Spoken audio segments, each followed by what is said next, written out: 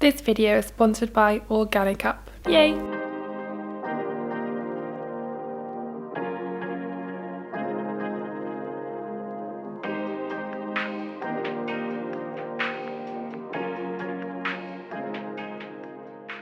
Hey guys, and welcome back to another video. Today we're going to be talking about menstrual cups, and to be more specific, we're going to be talking about the Organicup. I'm going to be talking about how and why you should use cups instead of pads and tampons, and I'm also going to be doing a review of this one. Maybe we should talk a little bit about the environmental impact of our tampons and our pads, especially because this channel is all about lowering your waste and lowering your impact on the planet, and this is something that half the population have every month, and it's something that over a lifetime can produce up to 300 pounds worth of trash.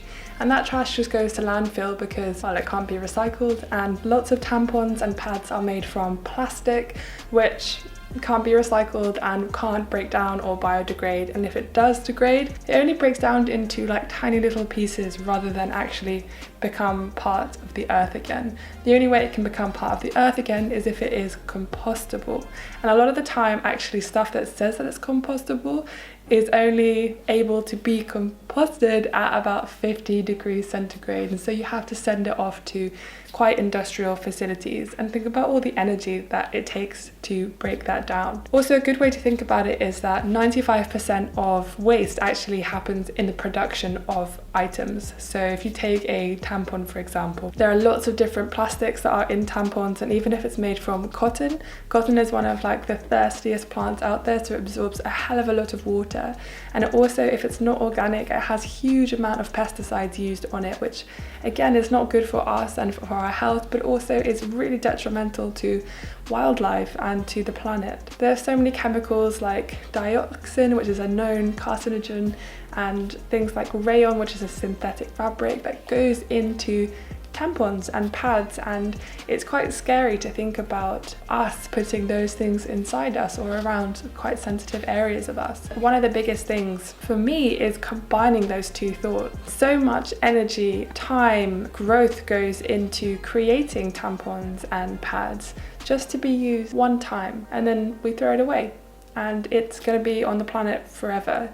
Think about every tampon and every pad you've ever used. Those are still here, and they're still going to be here when, you know, your children are here, or when your children have grown up, or when their children have grown up. Everything that we've used is still going to be here.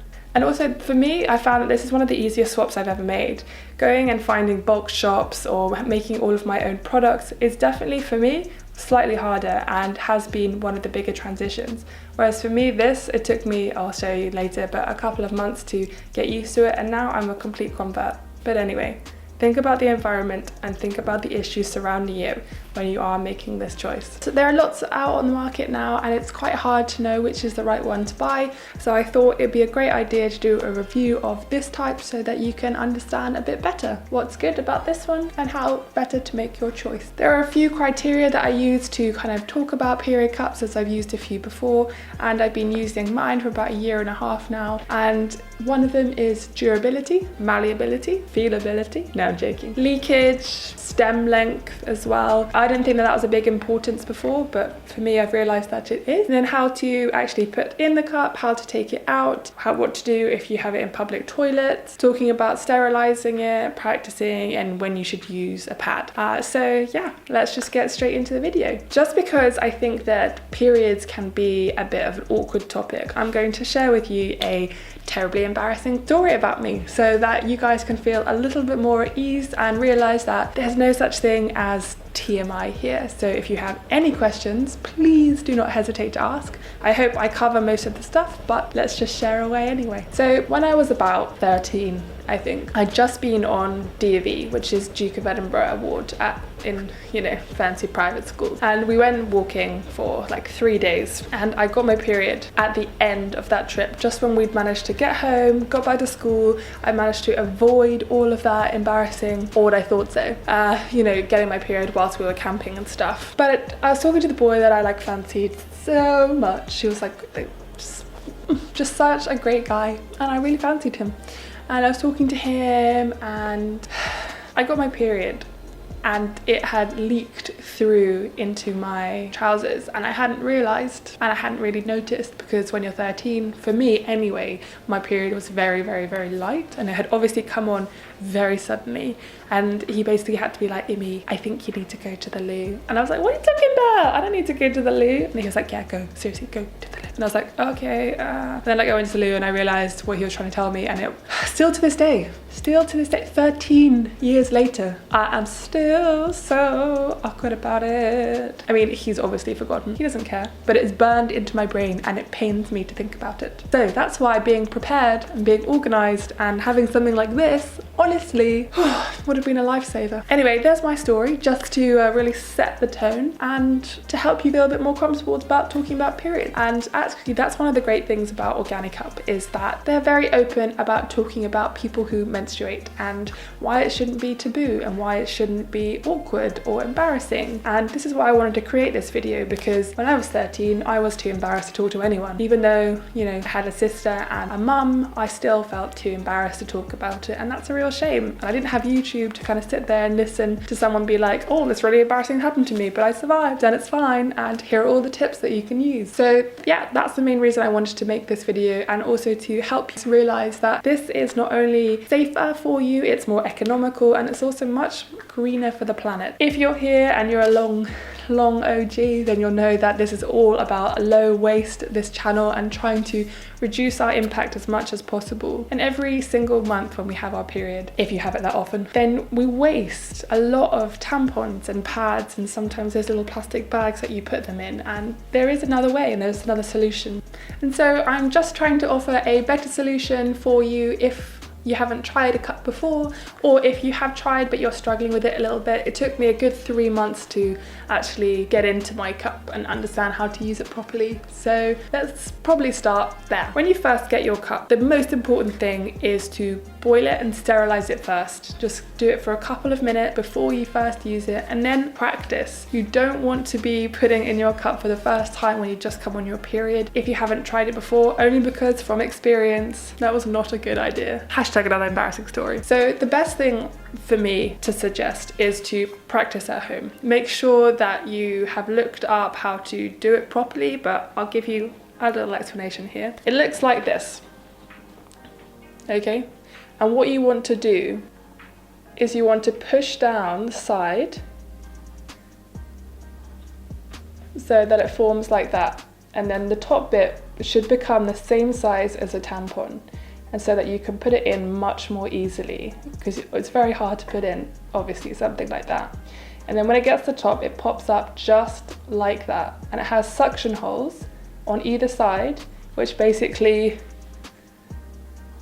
acts as a kind of, and I apologize for this sound that I'm gonna make, but it's like, you know, it clamps to the side of your walls so that it kind of sits in place, and that's what prevents it from leaking. And that's really important. So it's important to understand how to put it up so that it can open up properly and make sure that it can secure itself to the walls, and then that's why no blood comes out. So that's one of the important things. And that actually leads me on to talking about the malleability of this cup, which is what I think is really important. It's incredibly soft and it's made from high-grade silicone, and I think for me that's particularly important because I've tried something before where it was a very stiff cup. It felt very stiff, and I found that fine going in, but very difficult to take out. And what I love about this one is that it is incredibly soft, and I mean, it's just so easy to change, especially if you're quite tight or if you're quite young. Then you don't want to be using something that's like, I don't know, too big or very stiff and hard, and because it can cause you a bit of pain. This is a size A, which they recommend for women who haven't had children, and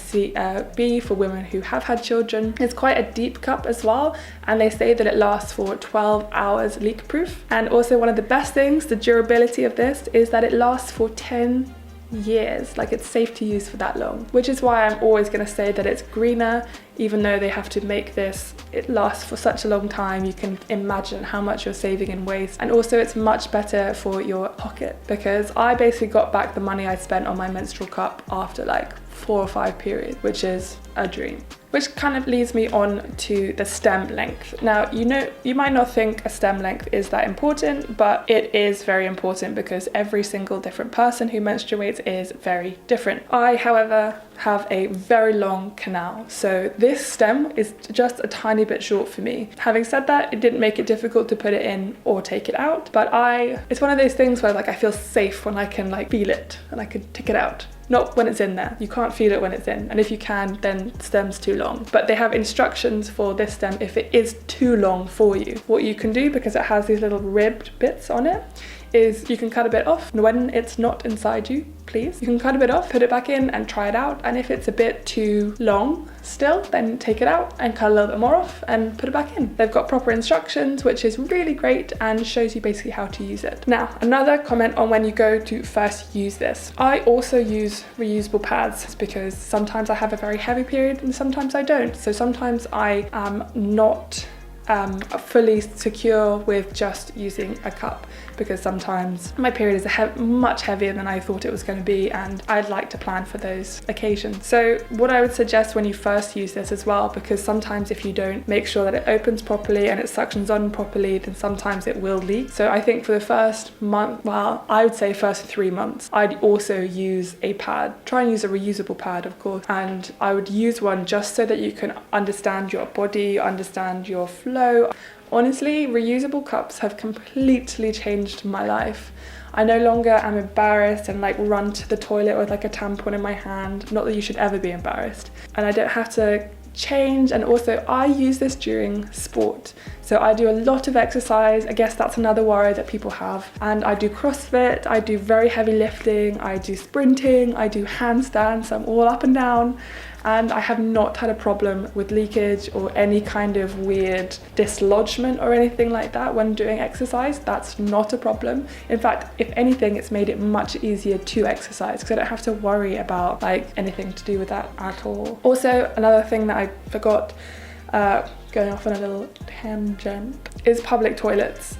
Some people worry about public toilets because, as I said earlier about sterilisation, I like to sterilise it when I first get it and then before and after my period. So I kind of bookend my period with sterilising my menstrual cup. But during my period, I don't, because you can just take it out, rinse it and then put it back in. Just make sure that it's clean. But if you're in public toilets, obviously, or at work, if you can't, if you don't have a sink in your kind of toilet area, it can be a bit awkward to be like, oh, and then run back into the cubicle. So what you can do is either use the wipes that Organicup provide, or you can just use toilet roll, and then when you get home, rinse it as soon as you get home. That's not a problem. You don't have to worry about that. It says it all on their instructions, and because there have been times where I've been like, I'm in a public place, I really need to change my cup, and I don't know what to do. And then I've just gone in, changed it, used toilet paper, put it back in, gone home, and it's been absolutely fine. If you are really worried about that, you can always take like a water bottle with you and just kind of rinse it over the toilet. I know that might sound a bit, but if you're worried about just using toilet paper, then you're fine. Also, a note about packaging, because I know all you eco warriors out there are, one of the main reasons you're coming to this is for ease of period and health, but also for the environment. So got my handy box here. This is it. It comes in this cardboard box, which is really great. Everything, all the instructions and stuff are printed on the side. Also a note that this is vegan, it's BPA and latex free. It's also allergy tested, certified. If you want to know more about periods in terms of using tampons and why it's possible for it to be toxic, I'll leave some links down below because I don't want to give you misinformation. I'd rather send you somewhere that actually can give you the correct information. Ooh, there you go. You have your menstrual cup. It's great. I mean, no one is going to know what's in there. It's super discreet if you're still a little bit embarrassed. Yeah, that's pretty much all I have to say. I think that if you have any questions about anything to do that's embarrassing, there's no such thing as TMI here. Please ask all your embarrassing questions. Just a note, some people can't wear menstrual cups because they have like a low cervix or they have, I can't remember what the condition is called, endometriosis? Don't quote me on that. But some people can't wear them, and that's because of certain biological needs. But obviously I think this is the best, greenest option. You can use it in conjunction with pads as well, because I think pads are also great. And yeah, if you're interested, I think Organicup are doing a 2-for-1, so you can get your friends together and you can buy them together and save a bit of money, which is really great, and save the environment and be kinder to the world. Just give it a big hug.